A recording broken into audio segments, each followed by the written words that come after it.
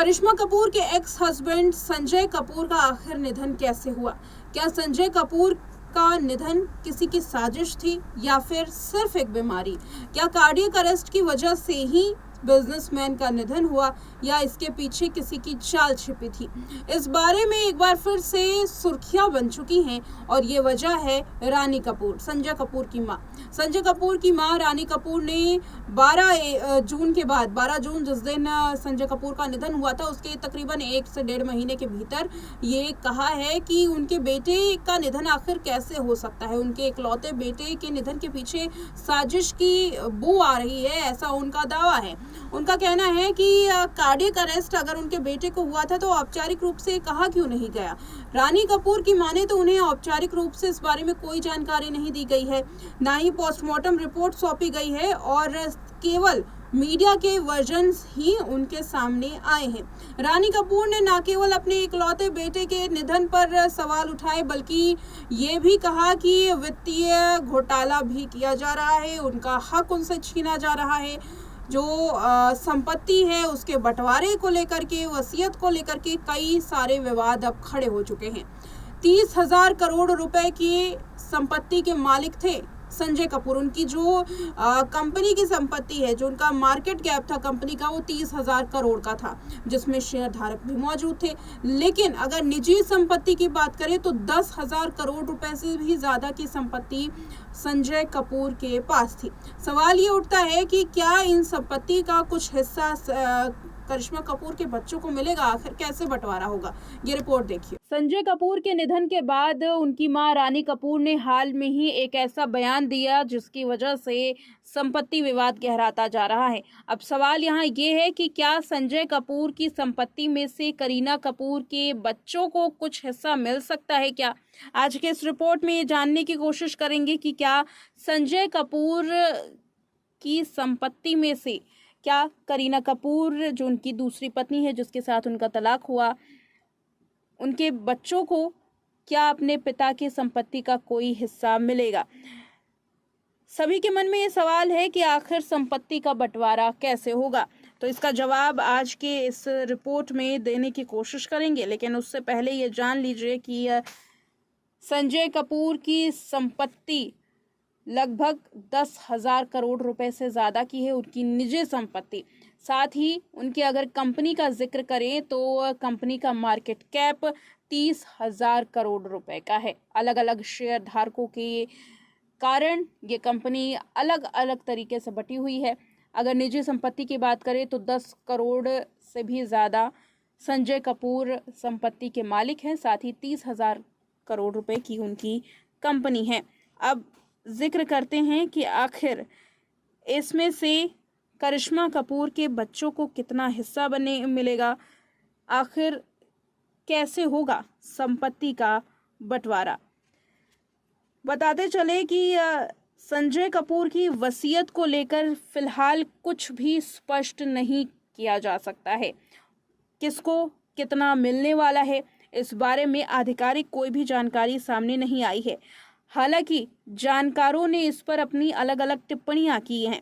बता दें कि संजय कपूर जिस कंपनी के मालिक थे वो कंपनी उनके पिता की थी। उनके पिता स्वर्गीय सुरिंदर कपूर को लेकर के उनकी मां ने दावा किया है। उनकी मां रानी कपूर ने कहा कि उनके पति सुरिंदर कपूर ने वसीयत में उनकी पत्नी यानी कि रानी कपूर को अपना वारिस बताया था और एकमात्र मालकिन कंपनी की रानी कपूर थी, लेकिन जबरन उनकी कंपनी को हड़प लिया गया है। कानून के जानकारों के मुताबिक बिना वसीयत के संपत्ति का बंटवारा संजय की मां, उनकी पत्नी प्रिया सचदेवा और उनके बच्चों में ही होगा। संजय कपूर ने संपत्ति का बंटवारा अपने जीवित रहते नहीं किया था। यही वजह है कि कानूनन तौर पर उनकी संपत्ति 3 भाग में बटेगी, जिसमें से एक भाग उनकी मां, दूसरा भाग उनके बच्चों को और तीसरा भाग उनकी पत्नी, मौजूदा जो पत्नी थी प्रिया सचदेव, उनको जाएगा। खास बात यह है कि इसमें बच्चों का जिक्र सिर्फ प्रिया सचदेव के बच्चों के बारे में ही है। प्रिया सचदेव के बच्चों को ही संजय कपूर की संपत्ति का हिस्सा मिलेगा। संजय कपूर के निधन से पहले कंपनी के प्रोमोटर ग्रुप की हिस्सेदारी 53% थी, व्यक्तिगत हिस्सेदारी की कोई जानकारी फिलहाल सामने नहीं आई है। अब सवाल ये है कि करिश्मा कपूर के बच्चों को क्या संपत्ति में से हिस्सा नहीं मिलेगा, और अगर नहीं मिलता है तो फिर बच्चों के नाम क्या होगा। बता दें कि जानकारों की माने तो करिश्मा कपूर के बच्चों को संपत्ति में से कुछ भी मिलना मुश्किल है। निधन से पहले ही संजय कपूर अपने बच्चों के लिए 14 करोड़ का बॉन्ड छोड़ करके गए हैं, जिसमें मासिक रूप से करिश्मा कपूर के बच्चों को 10-10 लाख रुपए मिलते हैं। यही वजह है कि संपत्ति में से कोई हिस्सा मिलना बेहद मुश्किल माना जा रहा है। करिश्मा कपूर के तलाक के वक्त संजय कपूर ने 70 करोड़ रुपए की एलिमनी मनी दी थी।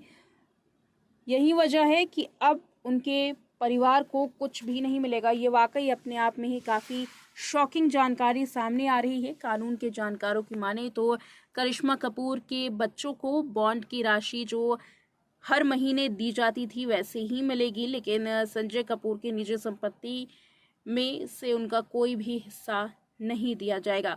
हालांकि ये पूरी तरीके से स्पष्ट नहीं है।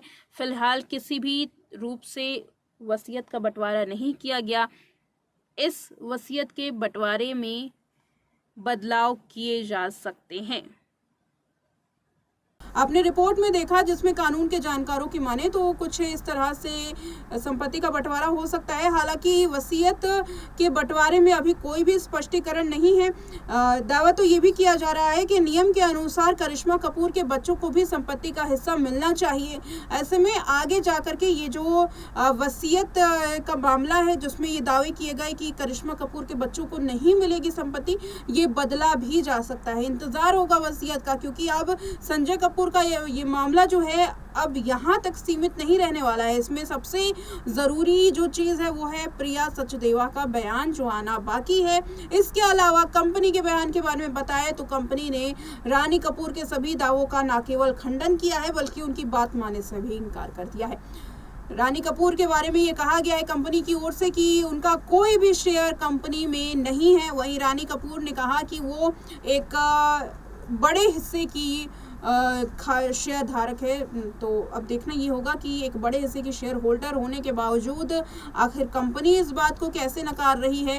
कौन झूठ बोल रहा है, रानी कपूर या फिर कंपनी, और कौन किससे बचाने की कोशिश कर रहा है, कौन है असली साजिशकर्ता, ये जानना काफ़ी दिलचस्प होगा, क्योंकि संजय कपूर का निधन अब अपने आप में ही एक गहरा सवाल बन चुका है। इस रिपोर्ट में इतना ही।